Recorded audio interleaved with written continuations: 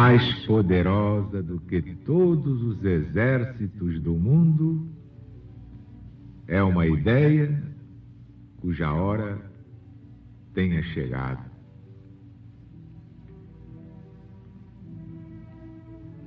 E este pensamento de Victor Hugo se aplica perfeitamente ao novo mandamento do Cristo de Deus. Amai-vos como eu vos amei. Ninguém tem maior amor do que este, dar a vida pelos seus amigos. O novo mandamento é, por isso, a ideia das ideias, a ideia máxima, a última palavra deste fim de ciclo. É o caminho natural da realização da maior profecia do Redentor da humanidade. Haverá um só rebanho para um só pastor. E o pastor do rebanho único, evidentemente, é Jesus, o Cristo, que nos deu seu novo mandamento. Sem este novo mandamento, não há política, não há ciência, não há filosofia, não há religião, nem Bíblia, nem Evangelho, nem Apocalipse. Quem não sabe Apocalipse já não sabe Evangelho. Que o novo mandamento lançado no Evangelho triunfa no Apocalipse. E o Apocalipse é o Evangelho moderno. Mas agora Jesus está voltando. E é por isso que levamos a todo o Brasil e a todo o mundo pelas ondas hertzianas o Apocalipse de Jesus segundo São João, o último livro da Bíblia Sagrada, o livro das profecias finais.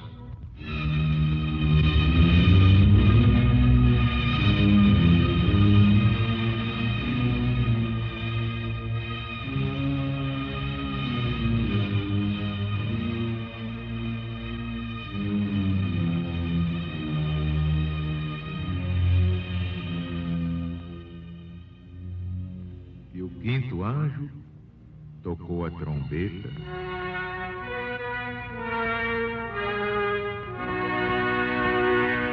E vi que uma estrela caiu do céu na terra, e lhe foi dada a chave do poço do abismo. E ela abriu o poço do abismo. E subiu o fumo do poço, como o fumo de uma grande fornalha.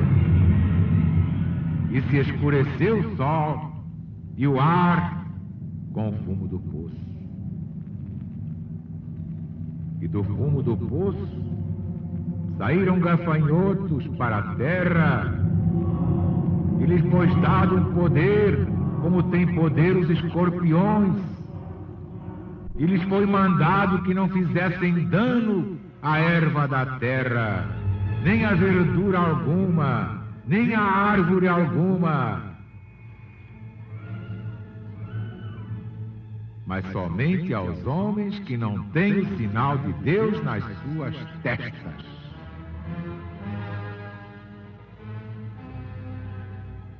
E lhes foi concedido não que os matassem, mas que os atormentassem durante 5 meses. E o seu tormento é como o tormento do escorpião quando fere o homem. E naqueles dias,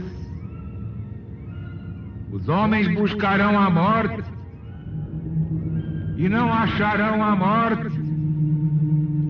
Eles desejarão morrer e a morte fugirá deles. E as figuras dos gafanhotos eram parecidas aos cavalos aparelhados para a batalha. Sobre as suas cabeças tinham coroas semelhantes a ouro. Seus rostos eram como rostos de homens. cabelos como os cabelos das mulheres. Seus dentes eram como os dentes dos leões. E vestiam couraças como couraças de ferro. E o estrondo das suas asas era como o estrondo de carros de muitos cavalos que correm ao combate. E tinham caudas semelhantes a dos escorpiões, e havia aguilhões nas suas caudas. Seu poder se estendia a fazerem mal aos homens durante 5 meses. E tinham sobre si, como seu rei, um anjo do abismo, chamado em hebreu Abaddon, em grego Apolion, e segundo o latim quer dizer o exterminador.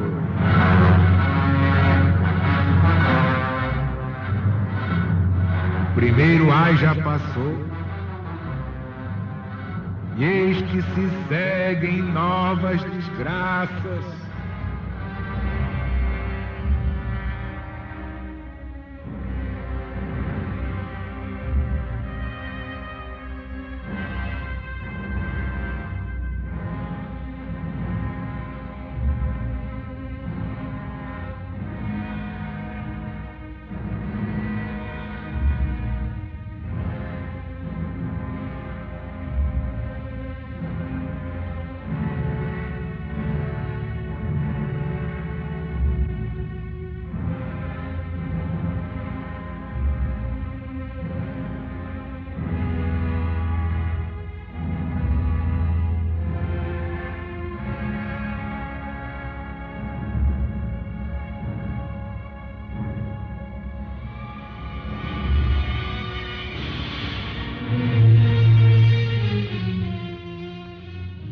E vi que uma estrela caiu do céu.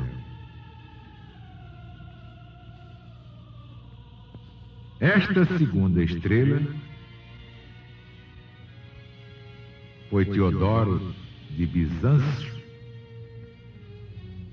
homem sábio, reconhecido como tal, muito instruído nas artes da Grécia, e quem o proclama é Epifânio. Esse Teodoro de Bizâncio,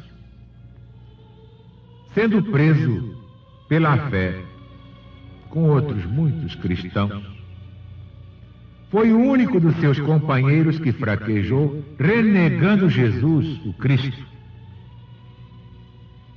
Como os que conheciam seu saber o censurassem por queda tão vergonhosa, para um homem do seu talento, de suas luzes espirituais, que foi que respondeu Teodoro, espanador na memória?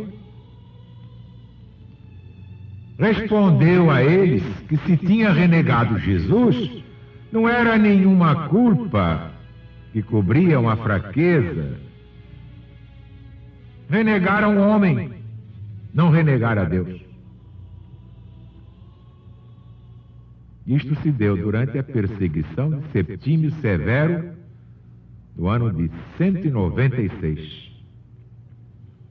Foi Teodoro de Bizâncio o primeiro heresiarca conhecido entre os cristãos não judeus e renovou o erro capital da impiedade judaica, impiedade que consistiu em não reconhecer Jesus como aquele Messias, como aquele Cristo de Deus prometido desde Moisés no Velho Testamento. Então esta segunda estrela foi Teodoro de Bizâncio. E depois? E nas outras voltas cíclicas, espanador na memória. Nós vamos lá. E do fumo do poço saíram gafanhotos. A praga de gafanhotos que saíram do fundo do poço para se espalharem sobre a terra são os ímpios que, segundo o erro de Teodoro de Bizâncio, atacaram uns depois dos outros o o próprio Cristo de Deus. Veja quem tem olho de ver. Gafanhotos místicos, a quem falta a vocação religiosa, ou apostólica, ou espiritual, bem como dos gafanhotos naturais, não se conhece a geração. Por quê? Porque se formam da podridão da terra. Gafanhotos sem consistência, sem movimento regular de doutrina, talando a messe de Deus neste mundo. Gafanhotos a quem foi dado um poder, como o poder dos escorpiões. O que quer dizer isto? Quer dizer que o seu veneno oculto, um veneno que está na cauda, é um veneno que não aparece logo, mas que se descobre nas consequências. Gafanhotos de singular condição, que deixando intactas as árvores, as ervas, todas as árvores, enfim, só fazem mal aos homens, para que se entenda que o dano é todo espiritual. Feito somente àqueles que não têm nas suas testas o sinal de Deus. Isto é, aos que não são verdadeiros cristãos, por lhes faltar uma fé constante até o fim. Gafanhotos, finalmente, que têm por seu rei o anjo do abismo chamado exterminador. Abaddon, Apollyon, Lúcifer, a quem Jesus, no Evangelho, segundo São João, capítulo 8, versículo 44, chama homicida, criminoso homicida desde o princípio. É Satanás como símbolo da inveja criminosa. A inveja come essa gente pior que câncer.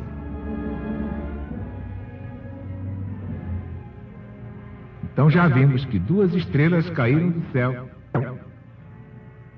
E nas outras voltas cíclicas do Apocalipse, outras estrelas cairão. Estão caindo, estão caindo.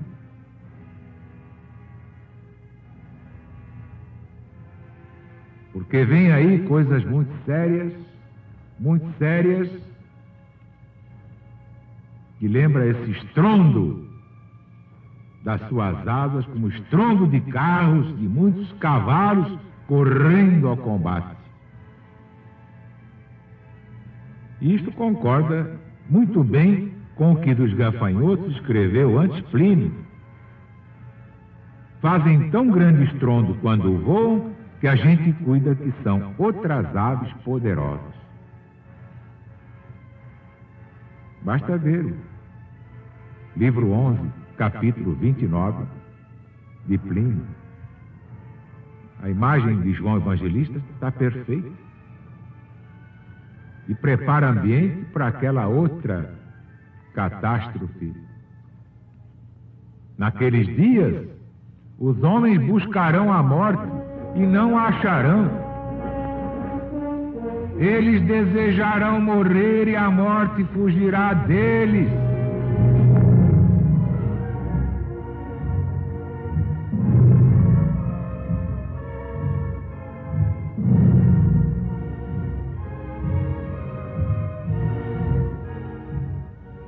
Meus amigos, meus irmãos, ninguém se iluda. Quem não souber Apocalipse estará fora da vida, fora da realidade das coisas. Quem não sabe Apocalipse já não pode mais dizer que sabe Evangelho, porque não sabe. O Evangelho moderno é exatamente este: Apocalipse. A revelação que Deus confiou ao Cristo e a trouxe à humanidade através de João, o discípulo amado.